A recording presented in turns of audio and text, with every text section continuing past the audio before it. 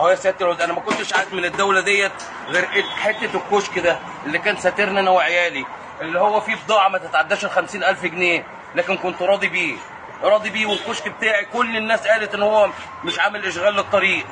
سعادتك ما بتاخدش لا بكلام نواب ولا بكلام الناس اهل البلد اللي قالوا الكشك بتاع رجب الصغير ما بيعملش اشغال للطريق.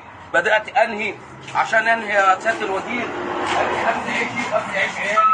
اهو يا سياده الوزير اهو ادي الكشك بتاعي واكل عيش واكل عيش عيالي، مش هطلع منه غير المصحف بس، وهنهي بيه يا سياده الوزير، وهنهي بيه عشان انا اتعرضت لظلم كتير قبل كده، اتلفق لي قضايا.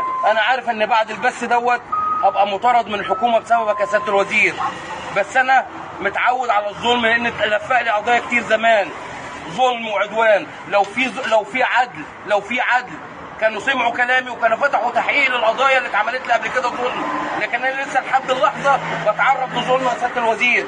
والنهارده اكل عيشي واكل عيش عيالي انا بنهيه بايدي عشان ما حدش يقول ان انا اعتديت على حد،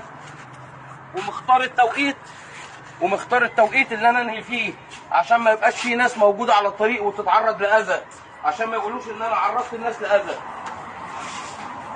انا بنهي يا سياده الوزير، ادي اكل عيشي، ادي رزقي ورزق عيالي، ادي يا سياده الوزير رزقي ورزق عيالي اهو على ايدك يا نبيل بيه حسب الله محافظ اسماعيليه، على ايدك انا بنهي اكل عيشي واكل عيش عيالي، اكل عيشي واكل عيش عيالي انا بنهيه اهو يا سياده الوزير، اهو يا سياده الوزير ادي الكشك بتاعي اكل عيشي واكل عيش عيالي.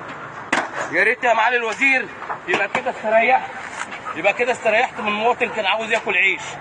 حسبي الله ونعم الوكيل، حسبي الله ونعم الوكيل، حسبي الله ونعم الوكيل، حسبي الله ونعم الوكيل.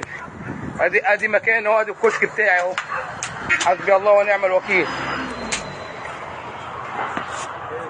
وصل صوتك.